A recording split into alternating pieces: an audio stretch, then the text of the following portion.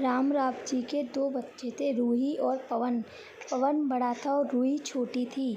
दोनों ही पढ़ाई में बहुत होशियार थे। रामराव और रूही की माँ लता रूही को लेकर बहुत चिंतित थे, क्योंकि रूही ने अपनी शिक्षा पूरी कर ली थी। अब उसके लिए एक बेहतर रिश्ता खोजना था। एक दिन उनके करीबी रिश्तेदार का बेटा दीपक शादी के लिए रूही का हाथ मांगने उनके घर आया। दीपक को सभी पसंद करते थे। वह दिखने में अच्छा था और एक कंपनी में कार्यरत था। दीपक के परिवार को भी रूही पसंद थी। फिर इन सब के बाद शादी की तारीख तय हो गई और पवन के भैया और रामराव शादी की सारी तैयारियां कर रहे थे। क्योंकि शादी नज़दीक थी, सारी तैयारियां हो गई। शादी का दिन भी आ गया। पवन रूही का हाथ पकड़कर मंडप में ले आया। रूही सुंदर गुड़िया सी दिख रही थी। सुंदर नाक, आंखें, रंग गोरा, लंबी लंबी चोटी। रूही देखने में बेहद खूबसूरत थी। पवन रूही को मंडप में ले आया और पंडित ने रूही को कन्यादान के लिए आगे करने को कहा और उसका हाथ कांपने लगा। जिस पिता ने उस हाथ को पकड़कर दुनिया में चलना सिखाया, वही आज उसका हाथ किसी और पुरुष के हाथ में देने जा रहे थे। अपनी उस बेटी के बिना अपना बाकी का जीवन बिताना, ये बेचारी उनके लिए काफ़ी कष्टदायक था। पिता ने उसका हाथ पकड़ लिया और उसके होने वाले पति ने नीचे से उसके हाथ को सहारा दिया। कन्यादान की रस्म शुरू हुई। हाथों से पानी की एक एक बूंद गिरने के साथ पिता की आंखों से भी बूंद बूंद आंसू गिर रहे थे। अपने कलेजे का टुकड़ा दान करते समय क्या अवस्था होती है, तब वह रामराव ने जाना। वह रस्म खत्म हुई। पंडित जी ने लता और रामराव के हाथ में दियों से भरा पर्दा दिया। उनके सामने बेटी और उसका पूरा ससुराल बिठाया और पंडित जी ने कहा, आज से आपकी बेटी उनकी हो गई। उनसे कहो कि उसका अच्छे से ध्यान रखें। रूही अपने मायके वालों के लिए एकदम पराई हो गई। उसकी आंखों में आंसू भर आए। रूही को 2 दिन की ट्रिप पर भी भेजना माँ के लिए कितना मुश्किल होता था।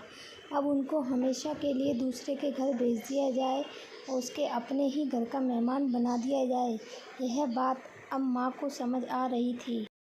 उस रस्म के बाद दूल्हा गेट पर आ गया। पंडित जी ने आवाज़ दी, लड़की के मामा, लड़की को लेकर आओ। उस मामा का हाथ पकड़कर वह उस अंतरपाट पर जा रही थी। सुबह उठकर एक साथ नाश्ता, फिर मस्ती, फिर मामी के हाथ का खाना और रात में मामा के गोद में सिर रखकर सोने वाली भाई। आज उस मामा को दूसरे के हाथ में सौंपनी होगी। यह सोचकर उसने अपना हाथ कस लिया और मंगलाष्टक प्रारंभ हो गए। भाई दूज के बिना मांगे मिलने वाला गिफ्ट, एक साथ फोड़े हुए पटाखे, टीवी कौन देखेगा, इस पर झगड़ा और दादाजी गुजर जाने के बाद उन दोनों का गले लगकर रोना। दोनों भाई बहन आज एक दूसरे को देख रहे थे। उतनी देर में मंगलाष्टक समाप्त हो गए। मंगलाष्टक समाप्त हो जाने के बाद रूही अपने आगे आने वाले नए जीवन को लेकर उत्साहित हो गई। रूही ने वरमाला पहनाई और अपने पति दीपक के पास खड़ी हो गई। रूही के सामने बहुत से लोग खड़े थे। कुछ आशीर्वाद दे रहे थे और कुछ पास होकर स्तुति कर रहे थे।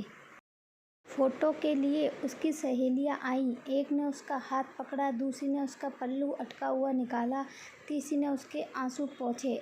हम घर रहने के लिए आ रहे हैं, आंटी को बोलना खाना खाने के लिए आएंगे। उसे उस एक कमरे की आवाज़, एक दूसरे के अधिकार और वह दिन याद आ गए जब वे एक साथ रहती थी। अचानक पति दीपक ने कहा कि तुम चारों की तस्वीरें ले लो, मैं साइड में खड़ा हो जाता हूँ। और वे चारों चेहरे हंसे। खाने की कतार में आज रूही माँ बाप से दूर दूसरे के साथ बैठी थी। खाना खाने के बाद पंडित जी ने गौरी हार की पूजा करने के लिए बुलाया। रूही ने वहाँ मन से पूजा की। माँ ने रूही की झोली भर दी और अनीता आंटी ने कहा कि अब पीछे मत मुड़ना। रूही अचानक चौंक गई।